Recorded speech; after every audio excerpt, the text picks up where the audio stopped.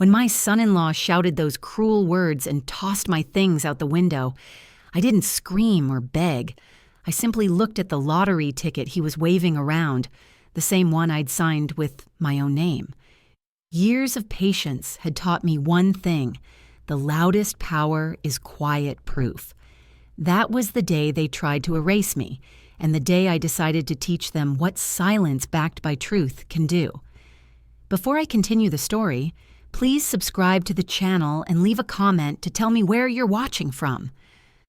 The porch groaned beneath my slippers as morning light settled over the live oaks. Spanish moss drifted like old lace in the wind, and for a moment, I could almost hear Keith's laugh echoing through it. The coffee in my hand steamed, familiar and forgiving. Mondays used to mean errands and grocery lists. Today felt the same, until it didn't. Something in the air felt tilted, as if the world had nudged just slightly out of place. Down the lane, the neighborhood was waking. A lawnmower coughed to life. A distant dog barked, muffled by azalea hedges.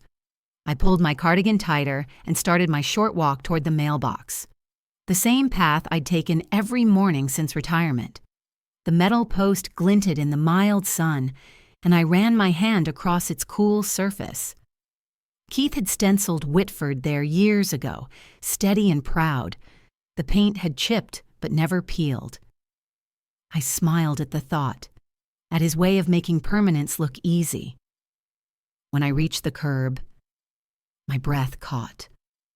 Where our name should have been, new vinyl letters gleamed in neat, unfriendly rows: Kincaid Pierce, my daughter's married name, my son-in-law's too. The bank envelope in my hand bore a red stamp, addressee unknown. My fingers didn't shake. I simply noted the date on the corner of the envelope, March 8th, 2025. Then I slid it back into my tote. I didn't feel anger, just an absence, a small subtraction I hadn't approved. "Morning, Mrs. Witt." The neighbor across the street stopped mid-word, eyes darting from the mailbox to me. "Morning," she corrected softly, then busied herself with her trash can. I gave her a polite nod, calm as stone. The embarrassment was quick, like a pinprick under the skin, but I held my head high. The air smelled of wet soil and coffee grounds. I tucked the letter deeper into my bag and walked back inside. The house was quiet, too organized, too curated. Someone had relabeled the pantry jars. Flour had become baking mix. My mug, the one with the chipped blue rim, now sat on the highest shelf. A pair of sneakers I didn't recognize rested by the door. I didn't move them. Observation, not interference. That was my rule now. I pulled out my small ledger from the drawer and made a brief note. House adjustments noticed, 11:25 a.m. Later that morning, when I stepped out to retrieve a package, my brass key jammed in the front door. It scraped against the lock like a protest. I tried again. Same resistance. Then Haddon appeared, carrying a grocery bag, his tone smooth and casual. "Oh, Arlies! We changed the locks. Here, this one's yours now." He dropped a new key into my palm, silver, not brass. The old one didn't fit the smart system. I turned it once in my hand, testing the edge. It was lighter, impersonal. "Thank you," I said evenly, and watched him walk past without waiting for acknowledgement. Inside, I reached for a roll of blue painter's tape. A single stripe went across my old brass key. Then, one by one, I photographed the lock, the mailbox, and the returned envelope. Dates, times, angles, evidence before emotion. I whispered to myself, "Names tell the truth," and filed the photos into a folder marked Home, Records. By afternoon, sunlight crawled across the kitchen blinds, slicing the room into warm stripes. I made a plain sandwich, peanut butter, no jelly, and sat by the window. I didn't plan confrontation, not yet. The kettle hissed on the stove, and I waited until it whistled softly before turning it off. My silence was not surrender.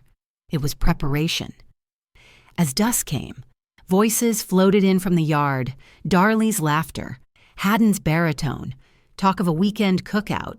I opened my ledger again and wrote one line: Day of Patience, number 1. The returned bank envelope slid beneath the glass paperweight Keith once used for his bills. I looked toward the porch light he'd hung himself, still steady after all these years, and felt something small and firm settle inside me.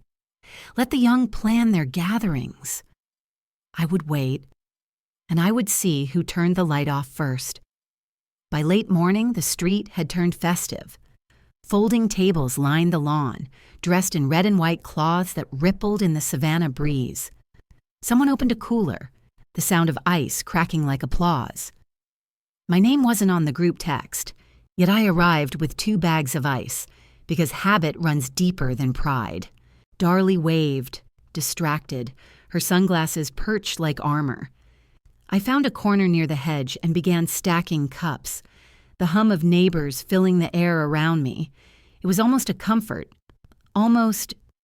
Noreen Hale, 2 doors down, crossed the yard with her usual steady gait.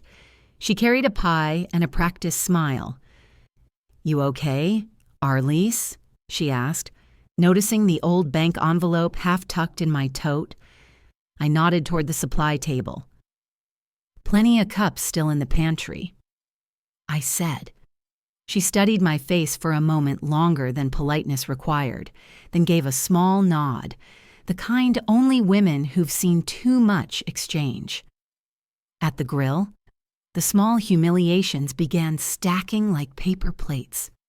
"Need the tongs. Mrs. Kincaid," someone called, catching himself halfway through. A ripple of light laughter followed. Another voice joked, "Perks of staying here, free utilities." The line landed soft but sharp. I adjusted the salt shaker on the table, straightened the stack of napkins, and smiled as if I hadn't heard. My silence made them shift on their feet. That was something. The sting came later, sharper, public. Darley, flipping burgers like a performer, turned toward the crowd. "We're just helping Mom out," she said, bright and careless. "She loves the company." Laughter, quick and thin. Eyes slid toward me, waiting for my reaction. I poured lemonade for a child instead, my hand steady. The trick was never to flinch where they could see. Noreen moved closer, her pie untouched. She began folding chairs beside me, her movement slow, deliberate. "I saw the mailbox," she murmured. I met her gaze. "And I brought ice." A smile flickered between us, brief, conspiratorial. 2 women cataloging truths no one else wanted to name. By dessert, I had done my part, plates stacked, tables cleared, polite thank yous offered. I slipped away before the music began. Behind me, laughter rose again, but thinner now, less certain. Let them fill the space I left behind. A stage only works if someone stays to watch. Inside, the house felt cooler, stranger. The pantry jars had new labels, protein where flour used to be. My mug had moved again. On the sideboard, my ledger waited open, neat lines of evidence in my careful handwriting. A draft brushed through the hallway. The porch light flickered once, then steadied. I stood still, letting the air settle. Then I saw it, the bare patch on the living room wall. The wedding photo that had hung there since 1983 was gone. In its place, a shiny new collage, Darley, Haddon, their dog, a sunset at Tybee Beach. Our picture leaned behind a potted fern, dust gathering along the frame. I wiped it clean, wrapped it in brown paper, and wrote on the back in firm ink, 1983, where we began. Some memories deserve protection, not display. At the kitchen table, I opened my ledger and logged the day. March 23rd, front yard gathering. Grill comment. Missing frame. The returned bank envelope slid neatly beneath the leather strap. My handwriting was calm, exact, as if order itself could hold back the erosion. I went to Keith's old desk and drew out his fountain pen. It had rested there for years, nib darkened with dried ink. I tested it on a sticky note. The blue line came slow but alive. Beneath it, I wrote 5 words. Always sign your own name. Then I placed the pen beside my purse, where morning light would find it. The morning began with the soft rhythm of purpose. My purse waited on the counter, open like a checklist of intent.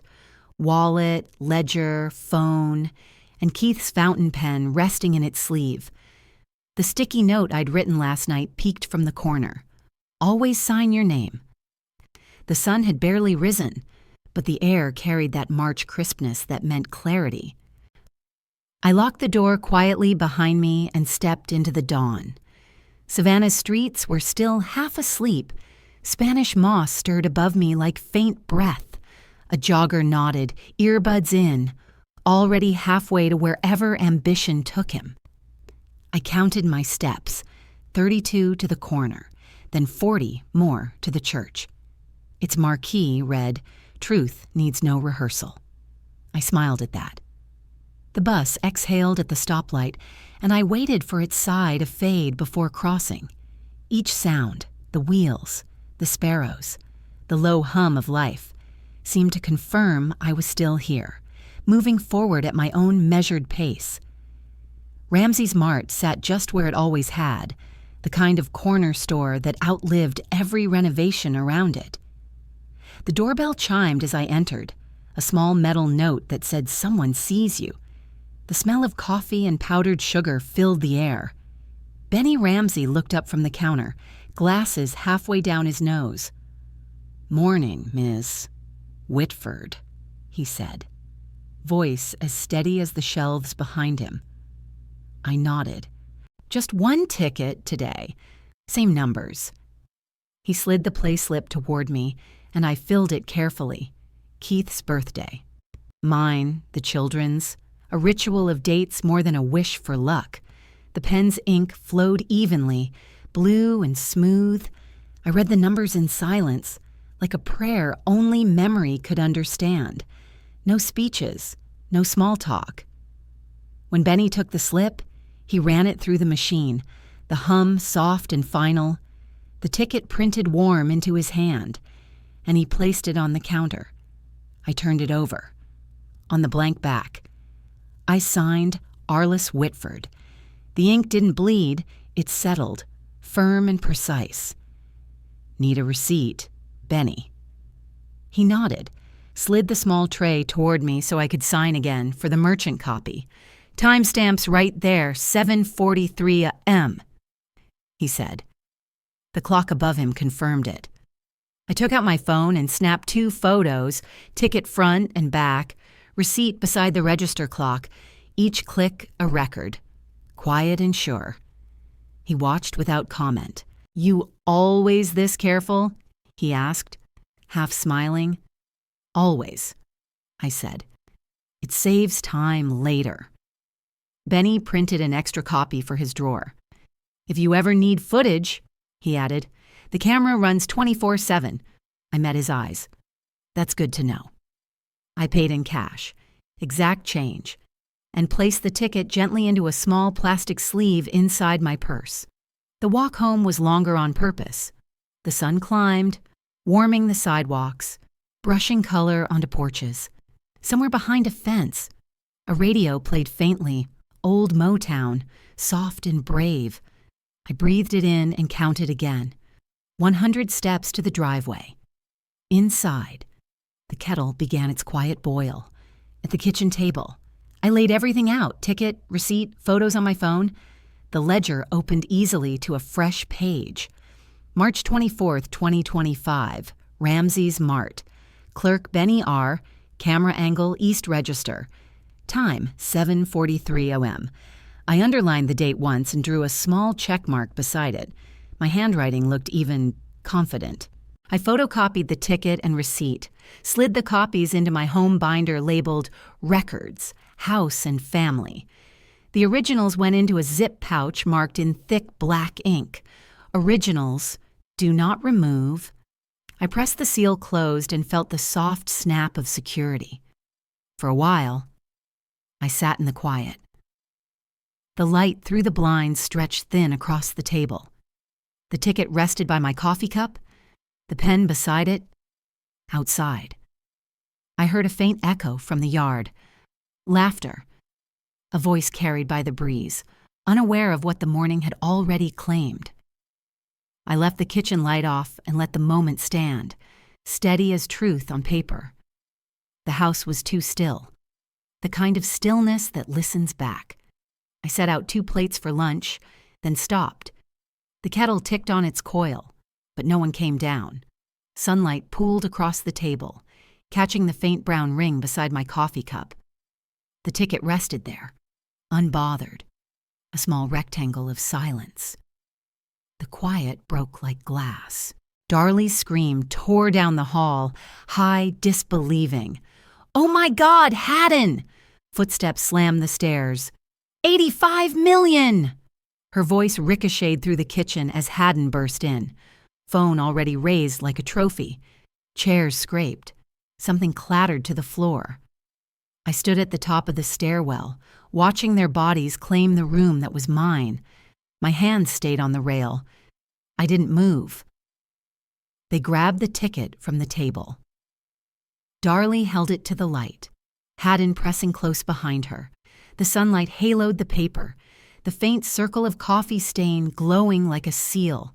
"Look at it," she shouted, laughing, breathless. "Our ticket!" They kissed, loud and wet, talking over each other, mansions, parties, press photos. Finally, a clean slate.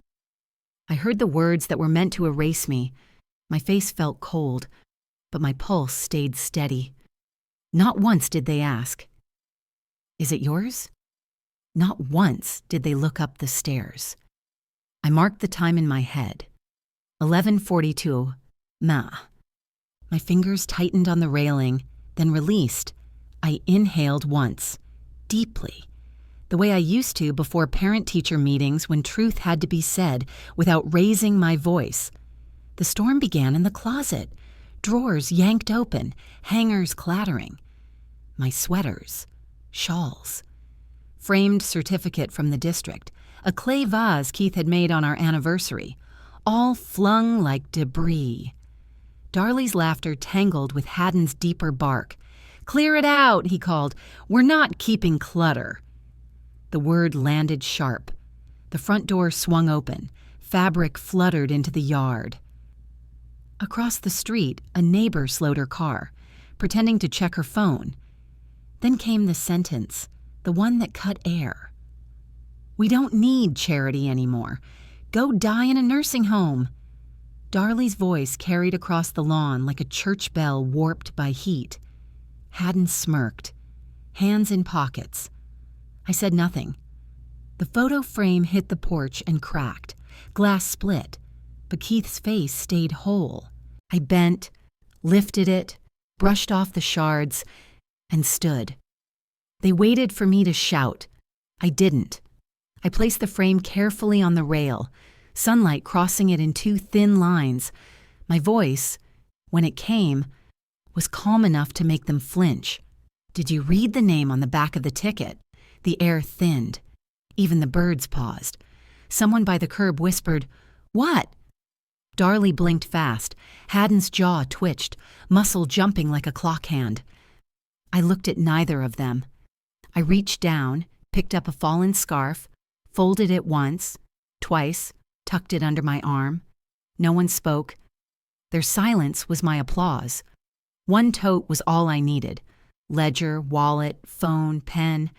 The rest could lie where it fell. I turned off the hallway light, the click sharp in the hush, and walked to the porch. Behind me, their breath caught like children's after a scolding. At the doorway, I paused, not for them, but for the sight that had started it all, on the table. The coffee ring gleamed faintly beside the ticket, proof enough. I stepped outside.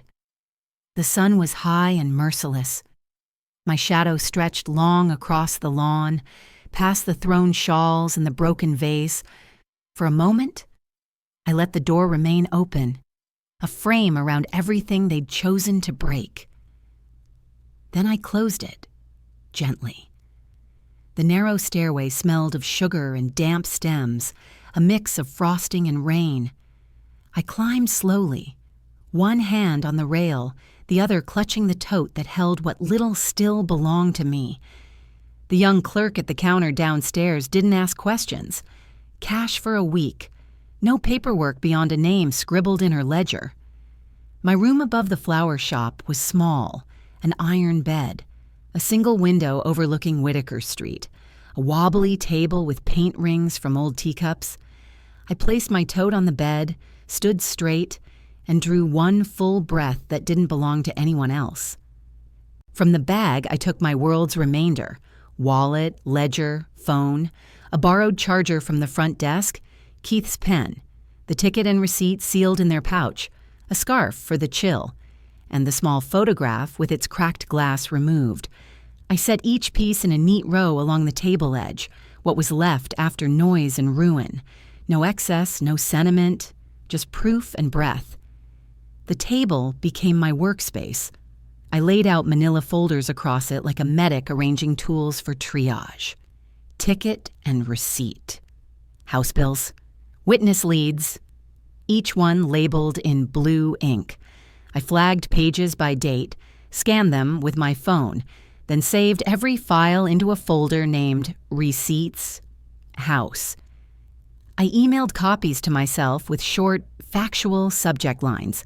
My fingers moved without tremor. The method steadied me. The ledger's margin note read, Day of Patience, number 3.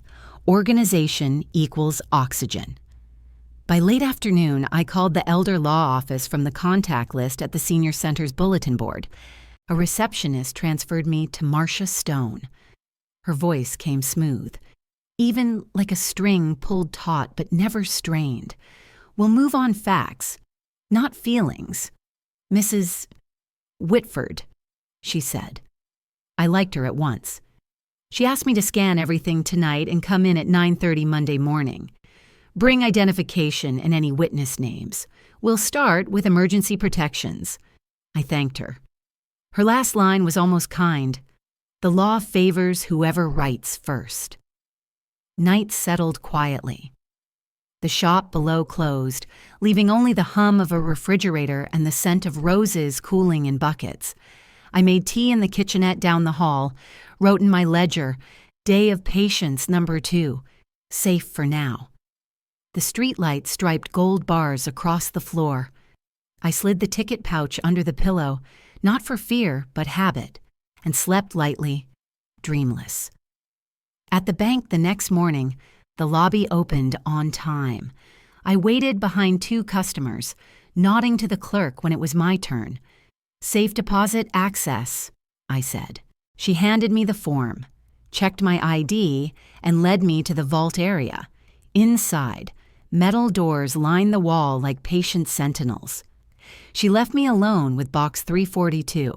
I opened the envelope marked Originals, Arliss Whitford, and placed the ticket, receipt, and printed photos inside. I signed the ledger in careful script and closed the drawer with a sound that felt final and correct. Back in the main hall, I kept certified copies in my tote. My phone camera captured the teller's clock, 9:48 a.m., and the bank acknowledgement slip. I uploaded each image to the cloud, then emailed them to Marcia with a short line. Secured, copies verified. See attached. My calm didn't feel borrowed anymore. It was earned. I walked 2 blocks to the senior center, a low brick building with white columns and trimmed hedges.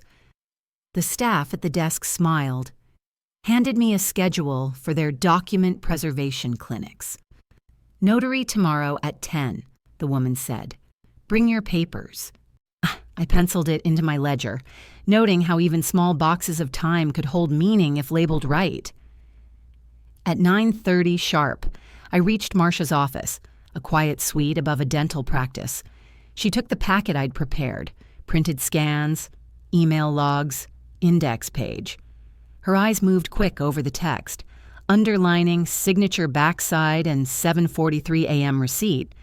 When she looked up, her tone was precise. "Good. You documented everything. If they escalate, we're already ahead." She asked for witness names. I mentioned Benny Ramsey and possibly Noreen Hale. Marcia nodded once. "Keep their contact details separate. Safe." By afternoon, I was back in the little room above the roses. The light through the shop window changed color as evening fell. First honey, then bronze. I brewed another cup of tea and watched the petals below sway in their buckets when someone opened the door downstairs. My phone buzzed once, lighting up the table. Unknown Atlanta number. The screen read, "Commission." I let it ring once, twice. Then I picked up. The call from Atlanta hummed in my hand. I answered on the second ring and stated my name. Her voice was careful, pages shuffling. She confirmed my address, the receipt number, and the store. "We show a backside signature, Arliss Whitford, timestamp 7:43 at Ramsey's Mart," she said. "Before we proceed, the last four of your ID?" I recited them. She asked whether it had been a quick pick. "Yes," I said, "as always." I sat at the wobbly table and pulled my ledger close. Keith's fountain pen lay true against the ruled paper. I waited while she checked another screen. "There is one more item," she said, letting a breath stretch the space between us.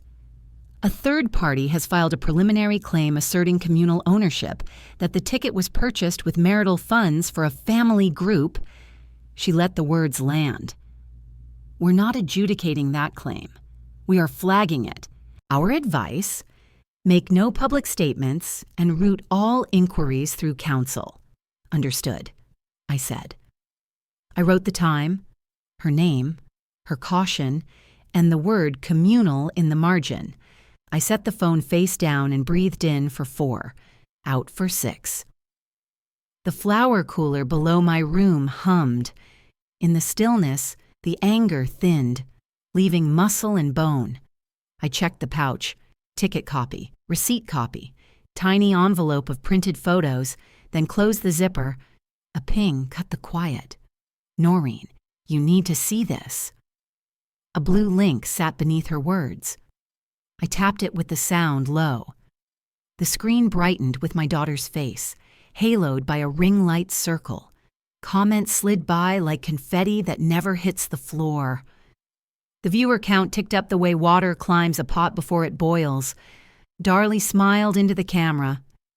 Haddon stood at her shoulder. "Y'all, this has been a blessing," Darlie said, palms to her chest. "Mama insisted we take the ticket. She said we deserved a fresh start." Haddon nodded with a solemn, neighborly kindness. "She forgets things sometimes," he added. "We keep an eye on her. We try to help." Their voices were honey poured over a ledger line. I did not type. I watched. I clocked each phrase. Gifted ticket. Not well. We pay the bills. I took screenshots, caught the viewer count, the timestamp, the floating hearts that approved my deletion. I saved the stream, titled a folder, Defamation, 25 MR 2025, and filed the proof. The phone buzzed again. "Noreen, porch cam caught yesterday. You want it?" I replied, "Yes, please." A minute later, a secure link arrived. I opened it and slid to Noon. There we were, my front steps, my things flying. The audio caught it clean. "We don't need charity anymore. Go die in a nursing home." The sentence fell flat. A silver SUV rolled past in the background. The plate showed clear. I noted the time code and plate in my ledger, then wrote public earshot so I would remember how wide the wound had been. I called Marcia and kept my sentences short. She listened the way a surgeon studies a scan. "We go narrow and sharp," she said. "I'll draft a cease and desist for defamation and for any hint you lack capacity. We will include the porch cam index, your backside signature, and the 743 receipt. You will not respond on the platform. You will not engage." I could hear her keyboard begin. "We should also anticipate a guardianship angle. I'll file a notice today to oppose any emergency petition and line up a physician capacity letter slot if needed." "Understood," I said again. The word closed like a latch. While Marcia worked, I did what steadies me. I turned air into paper. I transcribed the key lines from the live stream with their timestamps, printed the screenshots at the shipping counter, and asked the clerk to stamp the minute. Back in the room, I slid each page into a sleeve, numbered the spines, emailed the packet to Marcia and to myself, and tucked a copy into an envelope labeled in blue ink. Public statements, claims, facts over fury. I wrote once more, because repetition builds walls where noise can't. By mid-afternoon, Marcia called back and read the opening paragraphs of her letter. The language was unadorned and exact. It demanded immediate removal of defamatory content, preservation of all posts and messages, and a halt to any suggestion that I had gifted the ticket or could not manage my affairs. It cited evidence by line and time and gave them 24 hours to comply before filing. "Courier and email today," she said. "Breathe. Keep still." I set the phone in the windowsill. In the ledger I wrote, "Day of Patience, number 3. Below me, a florist laughed with a customer. Ordinary life clicked forward, and I let it carry me a few inches toward calm. Near 4:30, an email preview slid across the screen, even with the ringer off. "County Recorder alert. New filing on parcel." I did not open it yet. I straightened the packet on the table, pressed my palm flat on the envelope, and counted to 5. The next move belonged to daylight and glass counters and a take-a-number machine. I prefer places that keep records. I turned the phone face up and let the subject line sit like a red pin on a map. Something to walk toward in the morning. I washed my cup, dried it, and set Keith's pen parallel to the ledger's edge. Then I sat very still and listened to the cooler downstairs shiver through one long cycle. The noise passed. My resolve did not. I placed the packet in my tote, zipped it, and set palm there. Tomorrow would be for counters. Windows and names said clearly. The county email waited like a thumbtack on my screen. Subject, new filing alert, on parcel 114B092. I opened it and read twice. A quitclaim deed had been queued at 7:02 p. the night before, listing me as grantor and leaving the forwarding address blank. The e-certificate hash sat in the footer like a seal I had never touched. I copied the alert to my folder and printed a hard copy for my ledger. Focus first, anger later. I set Keith's pen on the line and compared curves. My real signature from the lottery receipt lay crisp in blue. The R's on the deed capture sagged. The R curled like a looped ribbon where mine is flat, and the T crossed too high. I circled the loops, wrote "not my hand," and slid everything into a clear sleeve. Then I put on my jacket and walked to the recorders. The lobby smelled of paper and floor wax. I took a number and stood near the wall map of parcels. When it chirped, I stepped to the counter. "Morning," the clerk said. "Mr. Bennett," his badge read. "What can we do for you?" I placed my ID and the printout on the counter. "That signature hit my parcel last night," I said. "It is not my hand." He pulled the screen closer, tapped a key, and enlarged the scrawl until it pixelated. He frowned. "No, ma'am, it isn't." He flipped to the metadata and nodded. He clicked more boxes and squinted at an internal log. "Upload traces to an office downtown," he he said. A realtor's suite. He read a name I knew belonged to Haddon's cousin. The breath in my chest held steady, but my fingers cooled. "We'll need your attorney to request a lock on the parcel," he said, sliding me a form. "We can flag your file now," I called Marcia from the hallway. "They tried a quitclaim," I said. "Last night." She didn't raise her voice. "Hold position," she said. "Sign nothing. I'll be there within the hour." I sat on a wooden bench with my tote under my palm and timed my breathing with the door's soft thud as people came and went. Marcia arrived brisk and exact. She greeted Mr. Bennett by name, passed a packet across the counter, and asked for a file stamp. Within minutes, we had a temporary injunction number and a slip that read "Property Transfer Frozen Pending Investigation." In the petition, she had written what I had lived: suspected forgery, coercive intent, prior documented attempts to erase. Mr. Bennett toggled a status to locked and nodded once. "That will keep hands off it," he said. In the glass entry, a reporter adjusted a mic flag beside a park news van. The crawl on her screen read, "Lottery Mother Disowns Family." I felt the familiar pull to defend and let it pass. Marcia touched my elbow. Low voice. They planted that narrative. Across the lot, Darley and Haddon appeared as if cued, slow-walking with tender faces. The camera lifted. Darley dabbed her eye. I kept moving. Marcia spoke for 3 sentences. "There's an active investigation. We will not comment. Please respect the process." Back inside, the hum of the copy machine sounded like rain on a metal awning. I read each affidavit heading and initialed where tabs told me to. The heat press hissed, sealing the clerk's stamp to my copies. Mr.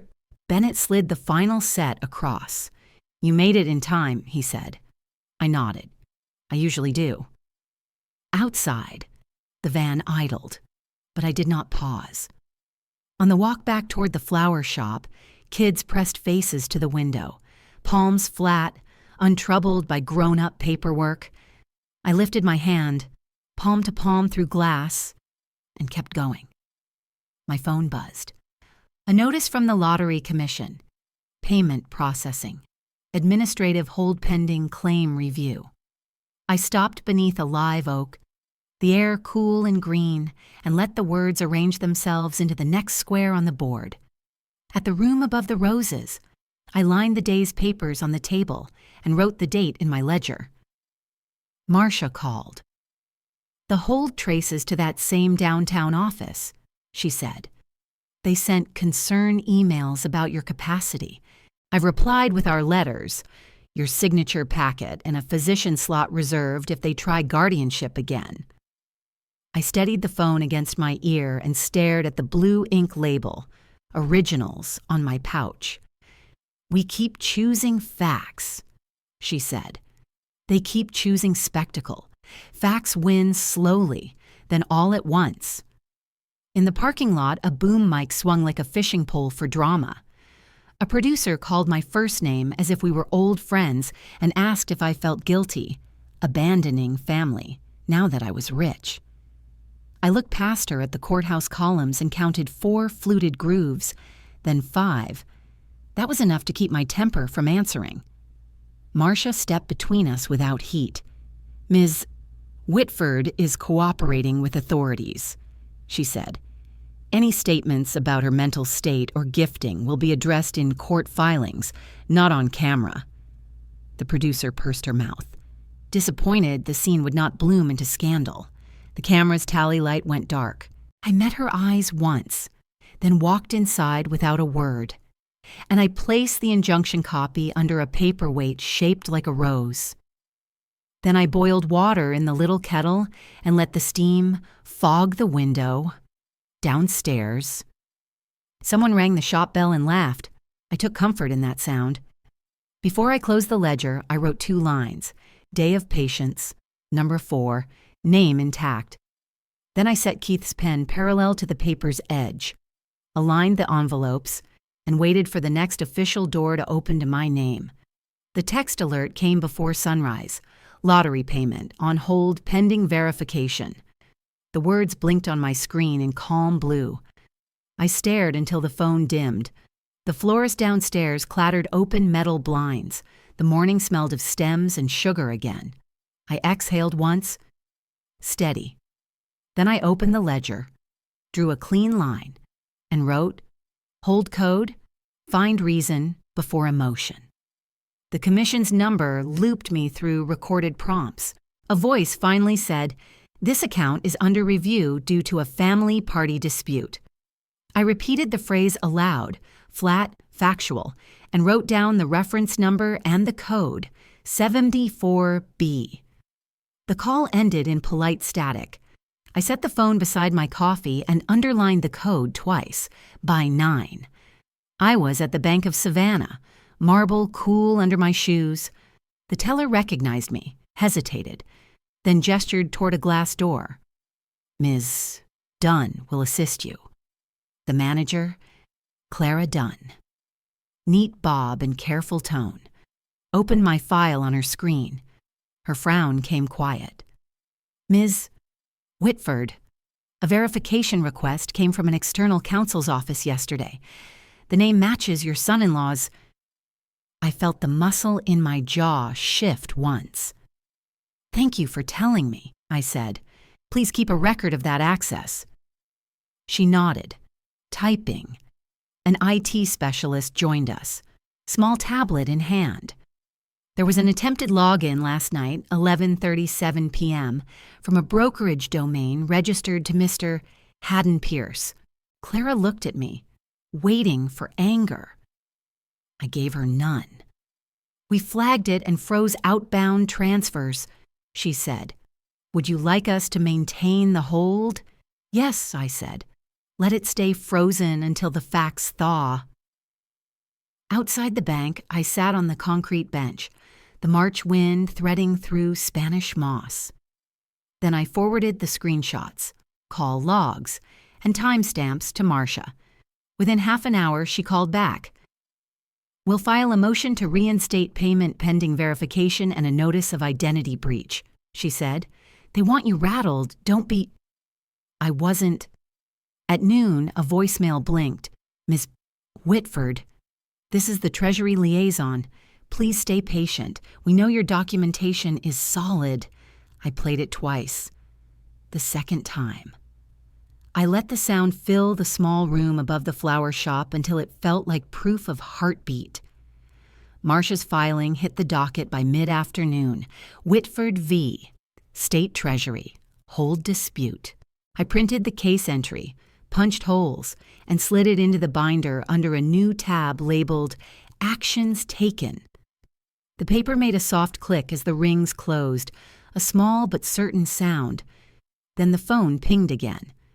Noreen's message carried a screenshot, a friend of Darley's bragging online. Her husband's lawyer froze her mom's win till the story clears. Beneath it, laughing emojis. My jaw tightened, then loosened. I typed nothing, replied nothing. Instead, I forwarded it to Marcia with one line, "Add to evidence chain." Her answer came a minute later. Done. By late afternoon, the light fell gold over the park across Whitaker Street. I took my notebook and sat on a bench that smelled of damp magnolia. Children played tag near the fountain. A dog chased its own tail until it collapsed in grass. I wrote, "Day of Patience. Number 4. They taught me to document. Now I'm fluent." Wind moved through the trees, cool and forgiving. I looked at my hands, the ink still faintly blue from morning notes, and smiled, not in victory, but in comprehension. Every system has its rhythm. Mine is patience measured in evidence. The ledger page fluttered once as my phone buzzed again. Notice of hearing scheduled. I closed the notebook gently and whispered, "All right then." Atlanta smelled of rain and concrete polish when we arrived. Security wanded my purse, scanned the binder, and handed me a visitor pass that read, "Whitford Claimant." Marcia walked beside me in her gray suit, her stride exact. "We present signature, receipt, video, bank trace," she said quietly. "No commentary. Let paper talk." I nodded once, steadying my breath. Inside the hearing room, fluorescent lights hummed above 3 panel members seated behind walnut trim. The clerk called the docket, Whitford v. Commission Payment Hold, and announced the start time. The chair, a woman with silver streaks in her braid, read from a prepared note. "This proceeding concerns verification of ticket ownership and the validity of a family party claim." She paused for emphasis. "We will review evidence by timestamp priority. Testimony will follow as necessary." Marcia opened her folder and began. She handed over copies of the back-signed ticket, the cashier's receipt, the store camera stills, the property fraud alert, the bank access report, and the transcript of Noreen's porch footage. She did not speak in adjectives. She read each exhibit number like stepping stones across a stream. The clerk stamped each packet and passed it left, then right, while the sound of paper replaced the murmur of breath. Across the table, Darley's counsel cleared his throat. The ticket was a gift, given by the claimant to her daughter and son-in-law. The panel chair raised an eyebrow. "Gift documentation?" He shuffled pages. None. "Evidence of confusion?" Silence.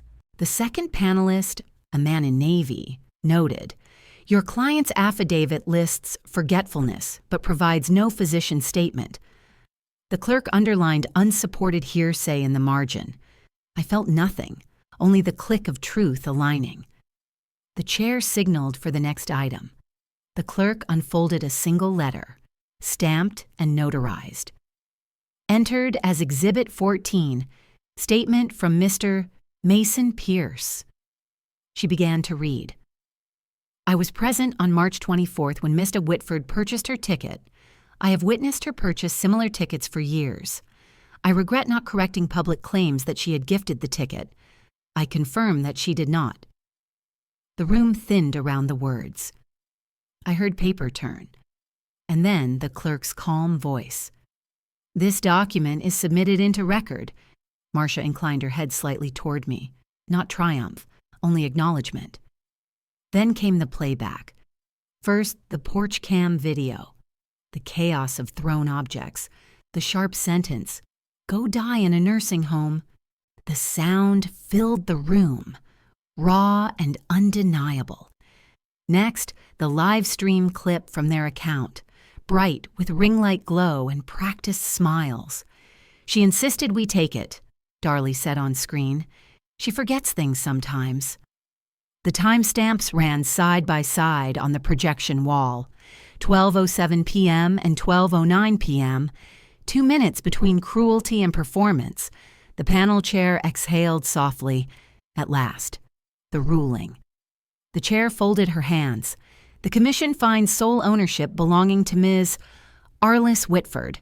The payment hold is lifted effective immediately. The claim of gifted ownership is unsubstantiated. Allegations of diminished capacity are dismissed as unfounded." She nodded to the clerk.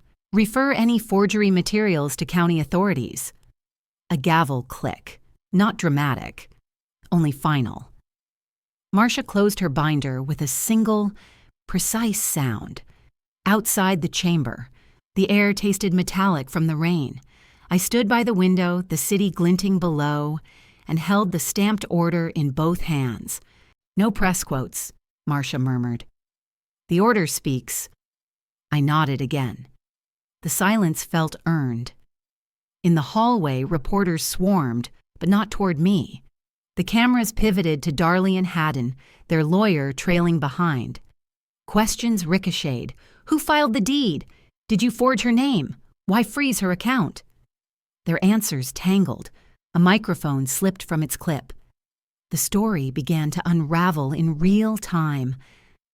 I walked past the crowd without turning my head. One cameraman whispered, "That's her." But the lens stayed fixed on the floundering faces behind me. By evening, we were back on the highway, the Atlanta skyline fading in the rearview mirror. The stamped ruling rested beside my tote, edges weighted with a paperclip. Marcia drove in silence until the road turned south toward Savannah. I opened my ledger on my knees and wrote, "Day of Patience, Number 5. The phone chimed just before the state line. Funds reinstated. Release scheduled by 9:10 a.m. I smiled once, closed the ledger, and let the streetlights flicker across the window like quiet applause. The phone chimed at 7:32 m. Funds released by 9 a.m. The words looked almost plain after all that had happened. I set the phone down beside the ledger, slid in a fresh divider labeled Trust, Education, and uncapped my pen. One call to Marcia confirmed what we'd agreed weeks ago. School first. No adult withdrawals. She approved my outline in a single sentence. Education is legacy, not leverage. At the Bank of Savannah, Reed Malloy met me in a small glass office that smelled faintly of pine cleaner and ink. He spread the documents like a map of choices. "We'll title it the Whitford Education Trust," he said. "Beneficiaries Ava and Micah Pierce. Age lock 18. I read every line, clause by clause. No co-trustee access. Disbursement for verified tuition and medical needs only. Emergency clause capped at $5,000 with counsel's oversight. My initials followed each safeguard steady, deliberate, until the pages no longer fluttered. Reed slid the final page across the table. Signature, here. My hand didn't shake this time. Arliss Whitford, I told him quietly. This isn't money. It's a fence built out of love. He smiled. And out of rules, he said. That's what keeps love standing. By noon, an email pinged from Marcia. Rule 11 sanctions recommended. Her message was brisk. Court found Darley's counsel in bad faith for filing a forged capacity memo. Fee reimbursements and a reprimand hearing scheduled. I saved the notice under tab, consequences, and wrote in my ledger, when paper lies, paper also tells the truth. Marcia called later. We'll keep it quiet, she said, but the order will be public. Good, I replied. Sunlight has its own rhythm. That afternoon, I sat at my kitchen table with a stack of index cards and a magnolia-shaped paperweight. 3 conditions, written in ink, end the marriage that rotted the roots, a public apology, where the insult was spoken, parenting counseling, weekly, verified, no flourish, no threat, just structure. At dusk, Mason stood on the old front steps, the same boards that once held our family barbecues. Neighbors leaned quietly against their fences. He looked smaller than I remembered, voice shaking but clear. Mom, he began, I let my silence do harm. You gave me years of help, and I pretended it was nothing. I saw what they did, and I said nothing. I'm sorry. For the lie, for the noise, for believing love meant obedience instead of respect. He paused, breath shallow. I accept your terms, not for the trust, but for truth. The words hung in the cooling air, simple as the porch light above us. I nodded once. A few neighbors clapped softly. Someone whispered, Amen.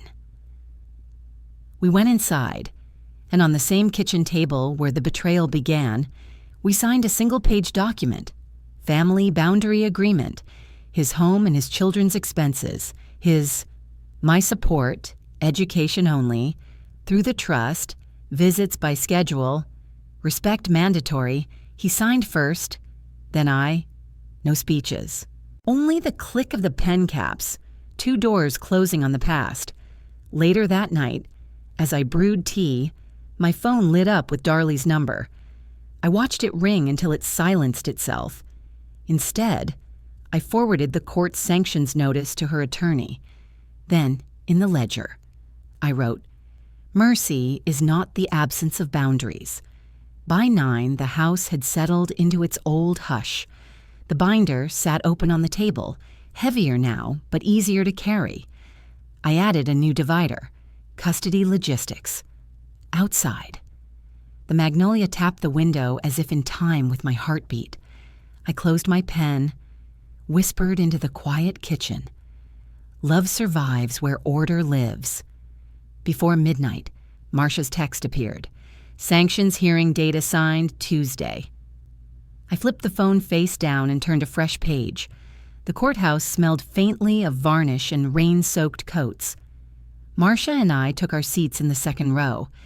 The clerk posted the docket on the screen: Whitford, Arliss v. Pierce, Darley et al. The judge hadn't entered yet, but the room already carried that expectant hush of consequence. No triumph, only gravity. When the bailiff called the case, Judge Meredith Shaw adjusted her glasses and said, "We are here on sanctions regarding false filings and a forged memorandum." Her tone was even, not angry, which somehow carried more weight. Marcia stood. "Your Honor, our exhibits are self-authenticating." Screens lit up, side-by-side scans of the so-called capacity memo and the forged deed. Marcia traced each timeline: notarized receipt, digital metadata, store video, court IT confirmed tampering on the memo file. Modified March 24th, 10:12 p.m. via a realtor's IP address. The defense lawyer cleared his throat. Clerical error. Judge Shaw leaned forward. "Counsel, clerical error does not rewrite a woman's signature." The gavel's tap sounded final before it fell. Ruling. Sanctions for bad faith. Full fee reimbursement. Formal reprimand. Referral to bar review for document falsification. The judge looked toward me briefly, not with sympathy, but with acknowledgement. Paper had spoken in the hallway. Reporters hovered like bees. Marcia offered only one line. "The order is public." Cameras flashed, but the story had already written itself. I texted Mason, "All clean. We move on." By afternoon, I was at the Family Services office with guardian ad litem reveri. Her office was lined with children's drawings taped to filing cabinets. We went over the details: school pickups, alternating Sundays at my house, summer weeks by rotation. My education trust remained sealed off, no adult access. Rivera smiled. "It's rare to see this kind of clarity. The children will feel it." 2 hours later, the parenting time stipulation was signed. Mason, primary custodian. Darley, supervised visits contingent on counseling progress. Exchanges at the precinct parking lot for safety. I volunteered for homework nights. If the children ask, no promises beyond that. Paper had become a quiet architecture of peace. Outside. Mason and I sat on the concrete bench near the magnolia trees. He turned his counseling card over in his hand. One stamp, session 1 complete. "I'm trying," he said. I looked at him carefully. "Good. Remember, silence can be a sin." He nodded, eyes steady this time. That evening, Reed Malloy called from the bank. "The trust audit triggers are active," he said. "Quarterly statements locked. I'll prepare a simple explainer for Ava and Micah when they're older." I thanked him. "Plain language will matter," I said, "so they know love can be both soft and structured." Rain began around dusk, slow and certain. When the knock came, I knew before I opened the door who it was. Darley stood at the gate, hair damp, envelope trembling in her hands. "I'm sorry," she said. "Not for the money, for everything else." I stepped outside but did not open the gate. "I believe you mean that," I said, "but meaning isn't the same as keeping." She tried to hand me the envelope. I didn't take it. Instead, I passed her a copy of the counseling schedule and the court order. "This porch is for truth," I told her. "When you've kept yours, we'll speak again." She nodded once, eyes lowered, and left the envelope on the post. The rain carried her footsteps away. Inside. I dried the papers and sat with my ledger. A new divider. Restoration, if earned. I wrote a note for the children, small things about routine, about honesty, about planting what they could care for. The night eased into stillness. My phone buzzed, a text from Penelope. "Roses ready to trellis this weekend," I replied. "Bring gloves." I drew one neat pencil line under the date. On the last line of the page, I wrote, "Tomorrow is for planting, not proving." When the porch light clicked off, the only sounds left were rain and the faint scratch of graphite sealing the day. The morning air smelled of salt and damp soil. I laid out the trellis pieces across the porch rail while gulls circled the bay. Penelope texted, "On my way, bring gloves." I wrote in the margin of my ledger, "Today is for building." The roses waited in their pots, roots restless but ready. By mid-morning, the hum of voices carried from the old street. Mason stood on the same front steps where he once turned away. Neighbors lined the sidewalk, arms folded, faces softened by time. He unfolded a paper, 3 short paragraphs, nothing ornate. I stood silent when lies spoke louder than truth. He read, "I caused harm, directly and by omission. I've reimbursed every household cost paid in my name, and I've donated to the Seabrook Community Center in Arthur Whitford's memory. I am sorry." No excuses? Just air, word, ink? He handed the signed letter to Penelope for public posting and stepped back. The applause was brief, sincere, and no one tried to hug him. At the bank, the confirmation pinged. Reimbursement received. I opened both sub-trust folders, moved the balance into Ava and Micah education funds, and sent Mason a note. "Pay it forward to them, not back to me." He replied simply, "Understood." That afternoon, we gathered at the community hall near the harbor for the quiet launch of Harbor Hands, an elder aid initiative Marcia helped file anonymously. Folding chairs, a coffee urn, a corkboard labeled "Volunteers." No microphones, no ribbon cutting. The endowment line in the ledger bore no name, only a simple word, continuance. 3 elders spoke, each within 2 minutes. One about a landlord who respected her lease after mediation. Another about notarizing her own power of attorney. The last, about learning that her name belonged on her deeds. I took the podium only long enough to say, "Your name belongs on your paper." Applause rose like a tide, small but full. A sign-up sheet filled fast, near dusk. An email blinked from Gal Rivera. "Sessions 1-3 completed. Supervised library visit approved. 1 hour next week." I read it twice, underlined library, and replied, "We'll keep to the schedule." Later, on the porch swing, Ava and Micah curled beside me. "What does supervised mean, Grandma?" Micah asked. I explained. It means safe, steady, and short. It's how grown-ups learn trust again. They nodded and picked books for next week, Charlotte's Web and Goodnight, Moon. Hope, framed by boundaries. Sunday morning brought a courier envelope, certified letters, sanctions paid in full. Bar review opened for the memo's author, trust audit cleared, title affidavit recorded. No more clouds. I filed each under closed and drew a single checkmark. By afternoon, sunlight stretched long across the porch. Penelope and I leveled the posts, tapped each with the rubber mallet, tied the first rose canes. Mason arrived with the children, sleeves rolled up, holding soft strips of cloth. Together they tied the vines to the frame, steadying them against the bay breeze.